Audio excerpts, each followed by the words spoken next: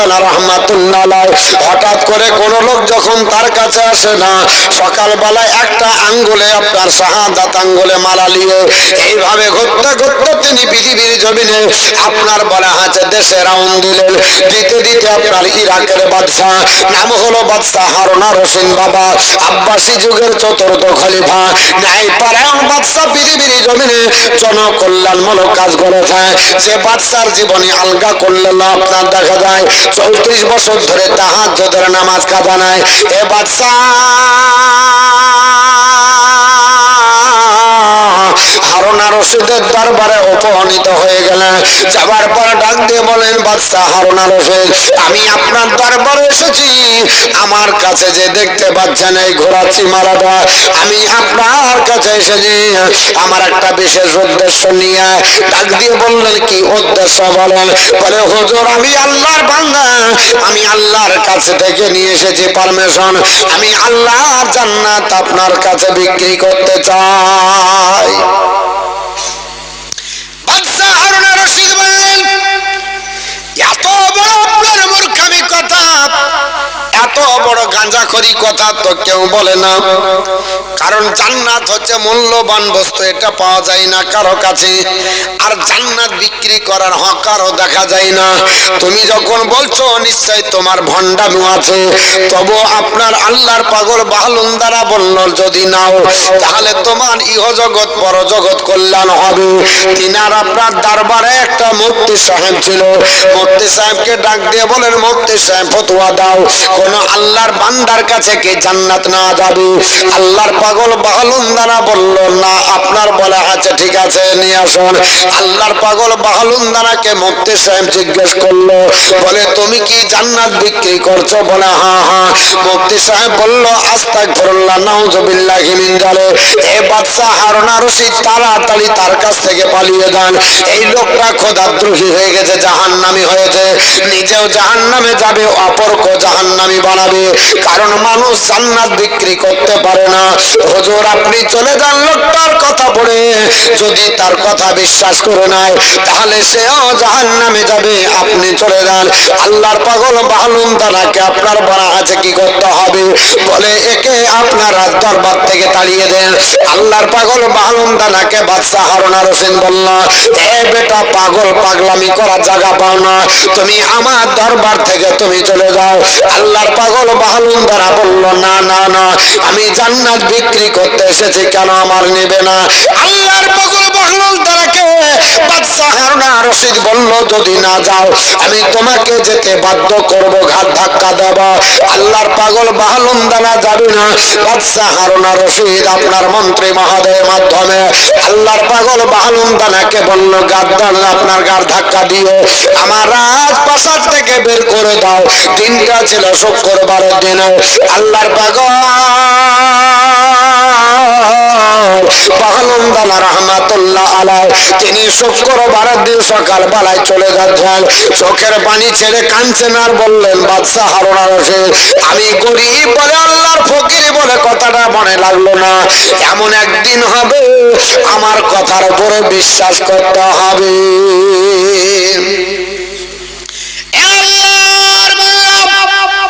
পৃথিবীর জমিনে আমি তোমাকে কড়াই গন্ডায় বুঝিয়ে নেব। আল্লাহর পাগল বাহলুন্দারা চলে যাচ্ছিলেন, যেতে যেতে জঙ্গলে আপনার পৌঁছে গেছে। আজান হচ্ছে শুক্রবারের দিন। বাহলুন্দারা এদিক ওদিক তাকিয়ে দেখলেন কাছে আপনার মসজিদ নাই। কাছে মসজিদ হচ্ছে বাদশাহ হারুন আর রশিদের দরবারের, ওই মসজিদটাই হচ্ছে কাছে আপনার কাছে হবে। তিনি চিন্তা করলেন, আল্লাহ, জুম্মার নামাজ তো একাকিত্ব ভাবে পড়া হয় না, আর জুম্মার নামাজ আপনার একা পড়তে গেলে আপনার সম্ভব হবে না, অতএব জামাতে পড়তে হবে জুম্মার নামাজ। আর আমি জামাতে পড়তে গেলে আশেপাশে মসজিদ নাই, আশেপাশে যেটা আছে বাদশাহ হারুন আর রশিদের দরবারে, অতএব ওই মসজিদে গেলে বাদশাহ আমাকে হয়তো মারধর করবে, কিন্তু নামাজের চাইতে মারের আপনার গুরুত্ব আমার কাছে কম, আল্লাহ নামাজের গুরুত্ব বেশি। নামাজ পড়বো তো মারের গুরুত্ব দেখে লাভ নাই। তিনি আবার গুটি গুটি পায়ে বাদশাহ হারুন আর রশিদের দরবারে গিয়ে উজু করে লাশ কাতার পেলেন, লাশ কাতারে গিয়ে দাঁড়িয়ে নামাজ পড়তে শুরু করলেন। আর ওই মুফতি সাহেব নামাজ পড়াচ্ছেন, যে মুফতি ফতোয়া দিয়েছিল যে আল্লাহর বান্দার কাছে জান্নাত কিনলে জাহান্নামে যেতে হবে। আর মৌলবি মাওলানাদের আমাদের ছুটি বেশিরভাগ শুক্রবারে নামাজ পড়ে হয় না? শুক্রবার পড়ে চলে যায়, শনিবারে আসে, কেউ আবার রবিবার সকালে আসে, দুদিন ছুটি থাকে। আল্লাহর পাগল বাহলুল দানার নামাজ এক রাকাত হয়েছে, ইমাম সাহেব নামাজ পড়াচ্ছেন। আর তখন ছিল শীতের মৌসুমে, রায়ের জমিতে সেচ দিতে হবে। তো মৌলবি সাহেব মনে মনে চিন্তা করছে, অনেক দিন হয়ে গেল সেচ দেওয়া হয়নি, তাড়াতাড়ি জুম্মা পড়ে আসরের নামাজ ধরবো, আজকে বিছন টিছন সার টার কিনবো, আজ হলে হচ্ছে, না হলে কালকে জমিতে পানি দিয়ে গিয়ে আসবো। নামাজের ভিতর আমাদের এগুলো হয় না, নামাজ দিতে দিতে গরুকে চারা দেই, নামাজ দিতে দিতে হাট করে না, নামাজ দিতে আপনার পড়তে বলছে তাড়াতাড়ি নামাজটা পড়ে রানী তালা হাটটা করে আসবো, দিয়ে করাকাত হলে ভুলে যায়।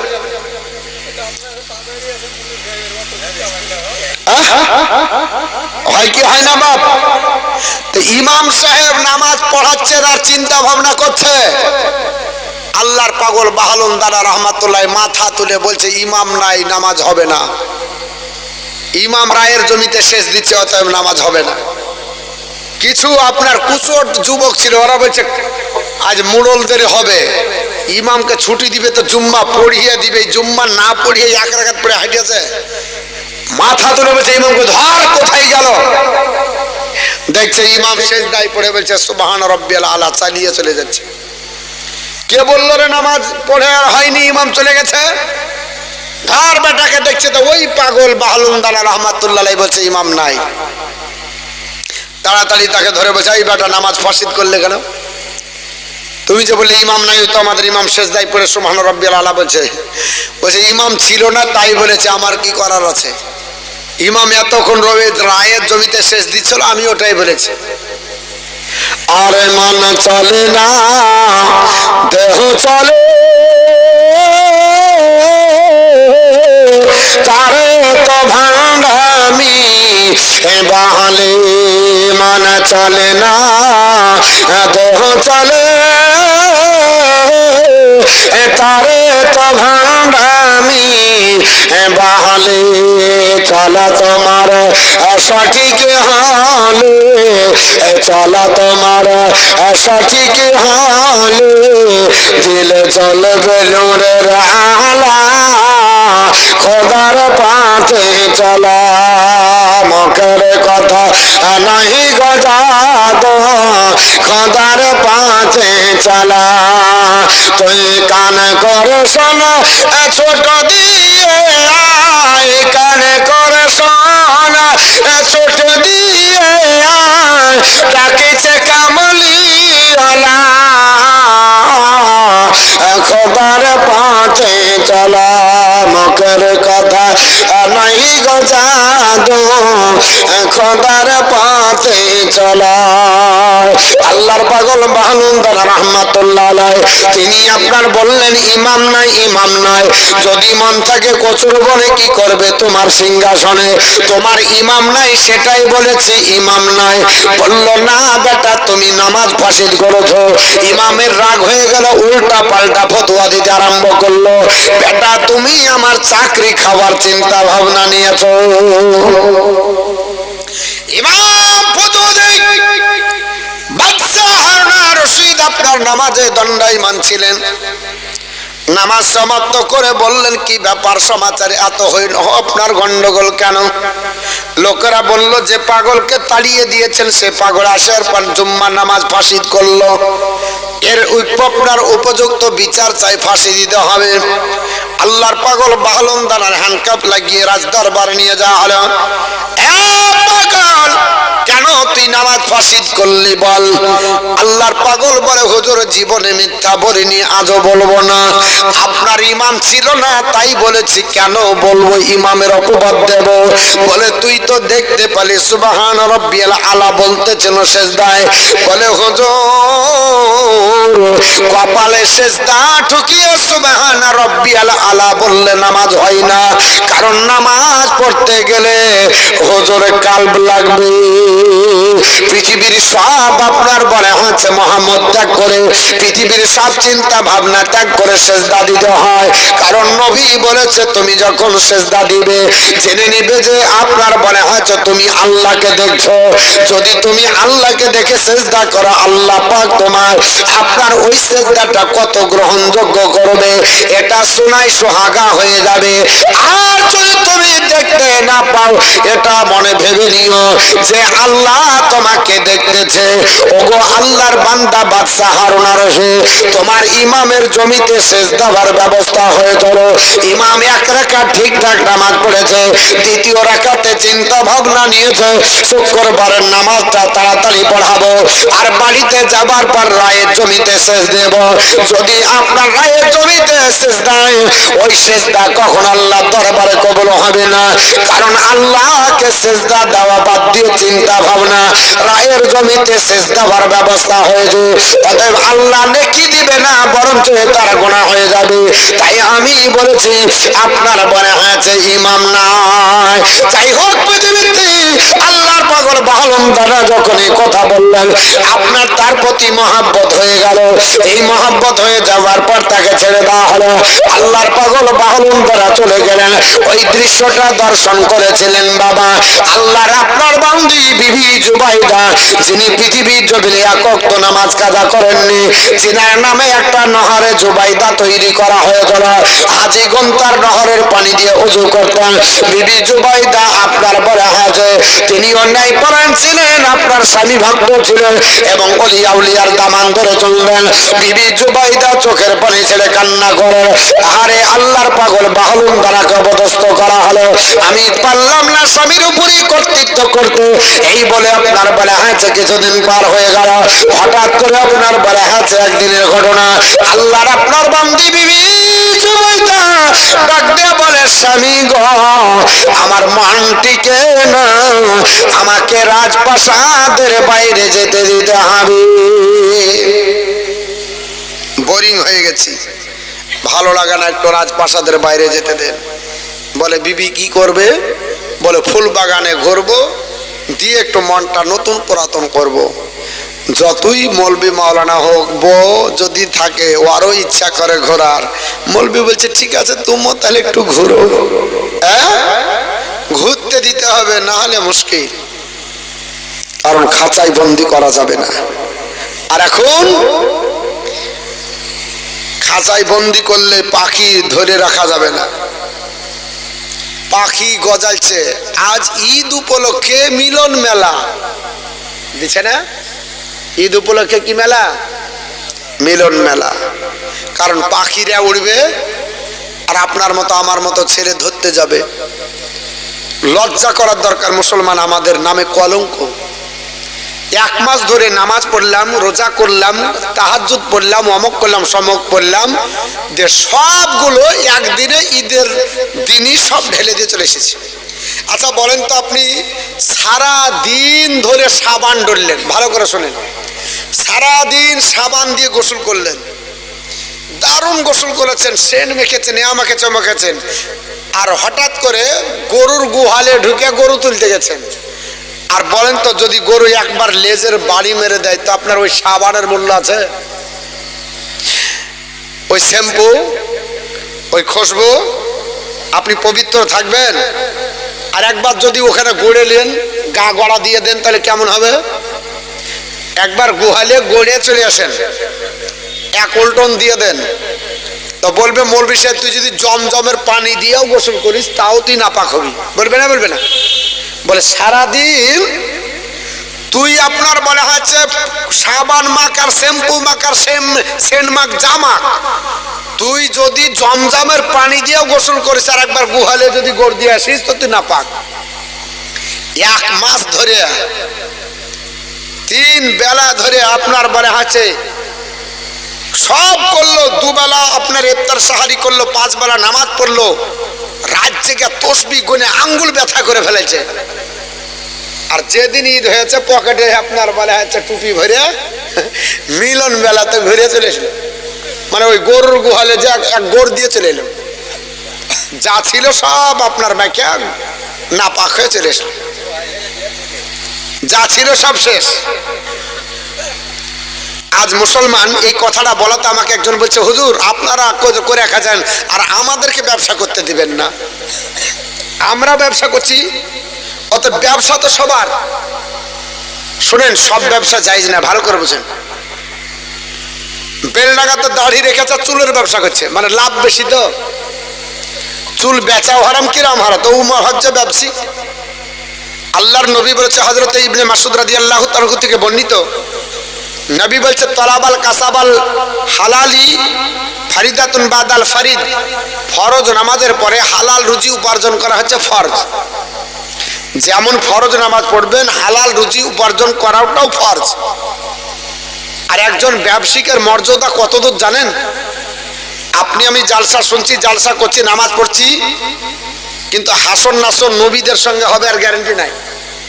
ভালো করে শোনেন, কিন্তু যদি একজন আপনার হালাল ব্যবসায়িক হয়, তো নবী আমার বলেছে আত-তাজিরুস সাদিকুল আমিন, একজন সত্যবাদী আমানতদার ব্যবসায়িক মান নবিয়্যিনা ওয়া সিদ্দিকিনা ওয়া শুহাদা, তাদের হাসন নাসন নবীদের সঙ্গে হবে, সিদ্দিকদের সঙ্গে হবে, শুহাদাদের সঙ্গে হবে। তাহলে কেমন আপনাকে ব্যবসায়িক হতে হবে যে আপনাদের হাসন নাসন নবীদের কাতার হবে, সিদ্দিকদের সঙ্গে আপনাদের হবে, শুহাদাদের সঙ্গে হবে। তার মানে লাগেদুল্লাহ বলা হবে, আর লাগেদুল্লাহ বালাকে বসতে দেওয়া বলা হবে, ওই ফুচকা বালার সঙ্গে হবে, কসমেটিক বালার সঙ্গে হবে। আর আপনি যে আঁচল ধরে মেয়েদের আপনার বলা আছে আঁচলটা নিয়ে আসলেন, ওই হবে না, কখনো হবে না। একজন মহিলা সে হচ্ছে আওরাত। নবী আমার বলেছেন কলা, হযরত ইবনে মাসউদ তিনি এই হাদিসটা বর্ণনা করছেন, তিনি বলছেন লাস্টটুকু বলি, কলা আল মারআ আল ইমরাতু আওরাতুন, আল মারআতু আওরাতুন। নবী বলছে মহিলারা হচ্ছে ঢাকা হওয়া জিনিস, আওরাত তারা হচ্ছে আপনার বলা আছে গোপনীয় জিনিস, ঢাকা জিনিস। ইজা খারাজাত, যখন তারা বেরিয়ে যায়, ইস্তাশরাফাহা শয়তান, শয়তান তাদেরকে ঘোরাতে থাকে। আর ঘুরবে, আর আপনি চিড়িয়া ধরতে যাবেন, আপনি গিয়ে ফেসে যাবেন। আপনি আমি দেখতে যাই, মুসলমান নবীর চাইতে বেশি কেউ বোঝে না। আল্লাহর নবীর স্ত্রী উম্মে সালমা রাদিয়াল্লাহু তাআলা আনহা, তিনি বর্ণনা করছেন, হাদিসটি বাইহাকি এবং মিসকাত শরীফ। তো এই হাদিসের মধ্যে আছে, হাদিসটা বলে দিই। তো তিনি বর্ণনা করছেন আন উম্মে সালমা ইন্নাহা কানাত ইনদান নবী সাল্লাল্লাহু আলাইহি ওয়াসাল্লাম ওয়া মাইমুনা। তিনি বলছেন নবীর কাছে আমি এবং মাইমুনা, কে বলছে? উম্মে সালমা, যে আমি এবং মাইমুনা আমি নবীর কাছে বসেছিলাম। ওই সময়তে ইজাদ আকবালা ইবনে উম্মে মাকতুম ফা দাখালা আলাইহি, একজন নাবিনা সাহাবী, মানে অন্ধ সাহাবী, চোখে দেখতে পাই না, সেই সাহাবী নবীর সম্মুখ দিয়ে আসতেছিলেন। যখন সেই সাহাবী আসতেছিলেন, তো ফাকালা রাসূলুল্লাহ সাল্লাল্লাহু আলাইহি ওয়াসাল্লাম, আল্লাহর নবী বললেন, ইহতাজিবা মিনহু, এ উম্মে সালমা, তার কাছ থেকে তোমরা পর্দা করো। তো কুলতু ইয়া রাসূলুল্লাহ সাল্লাল্লাহু আলাইহি ওয়াসাল্লাম, উম্মে সালমা বলছে, নবীকে জিজ্ঞেস করলাম, ইয়া রাসূলুল্লাহ, ও আল্লাহর হাবিব, আলাইসা হুয়া আমা, সে কি অন্ধ নয়? বসেন বসেন, আমি শেষ করব, বসেন বসে যান, আমি বুঝতে পারছি পাট বাতারের সময়। হ্যাঁ বসেন, 12টা বেজে গেছে, আপনাদের 12টা বাজে। শুনেন, কয়েকটি কথা বলি, এই কয়েকটি হাদিস আপনার দরকার আছে। তো উম্মে সালমা বলছে নবীজিকে, আলাইসা হুয়া আমা, ওগো নবীজি, সে কি অন্ধ না? ইবনে উম্মে মাকতুম তিনি হচ্ছেন অন্ধ সাহাবী, আর নবীর কাছে আসছেন আর উম্মে সালমা বলছে তিনি তো অন্ধ। অতএব লা ইয়াসিবির লা ইয়াসিবির না লা ইয়াসিবির ইয়া লা সারাবা লা ইয়াসিবির লা ইয়া আমার হাদিসটাই ভুলে গেলাম আপনাদেরকে বলতে যে। তো তিনি বলছেন সে তো দেখতে পাবে না, এর বাংলাটা তিনি তো বললেন সে তো দেখতেই পাবে না। ওগো নবীজি সে তো আমাদেরকে দেখতে পাবে না। হযরত আপনার বলে আচ্ছা উম্মে সালমা বললে আমাদেরকে দেখতে পায় না, সে অন্ধ, তাহলে আমরা কেন এখান থেকে যাব? তো ফাকালা রাসূলুল্লাহ সাল্লাল্লাহু আলাইহি সাল্লাম, নবী বলেন আপা আমিয়া, তোমরা কি তাকে দেখো না? অতএব ওর যখন দেখা হারাম তো তোমাদেরও তাকে দেখা হারাম। অর্থাৎ অন্ধ যদি হয় তাকেও দেখা হারাম। তো অন্ধকে দেখা যদি হারাম হয় তাহলে চোখওয়ালাকে দেখা যাবে? জোরবেন দেখা যাবে? যার চোখ আছে দেখা যাবে? আঁচল ধরে ঘোরা যাবে? হাঁটা যাবে না? আজ মুসলমান আমরা বুঝতে পারিনি। আপনার কবরকে যদি ভয় করতাম, কবরের চিন্তা যদি করতাম, আমরা ঘুরতাম না। যাই হোক, অনেক কথা। আল্লাহর পাগল বাহালুন দানা রহমাতুল্লাহ আলাইহি তিনি আপনার চলে গেছেন, আর বিবি জুবাইদা বলছেন আমাকে যেতে দিতে হবে ঘুরতে। বাদশা হারুন আর রশিদ বললেন আমি তা তো দিই না, কারণ এটা শরীয়তের খিলাফ। আপনার শরীয়তের বিধানে বেনামে 1200 টাকা দান করেছে, আল্লাহ দান কবুল করে, জোরে বলেন আল্লাহুম্মা আমিন। তো যাই হোক, আপনাদের কাছ থেকে বিদায় নেওয়ার আগে 1000 টাকা করে 5 জন দেন। আছে কেউ দিতে পারবেন? মা বোন 500 টাকা করে দিতে পারবেন? মাত্র 1000 টাকা করে, চট জলদি আসুন দেখি কোন আল্লাহর বান্দা বান্দি আছেন। আল্লাহর পাগল বাহালুন দানা তিনার ঘটনাটা বলছিলাম, একটু আছে কেউ দিতে পারবেন? 1000 টাকা, চট জলদি আসুন, মাত্র 1000। নাই কেউ?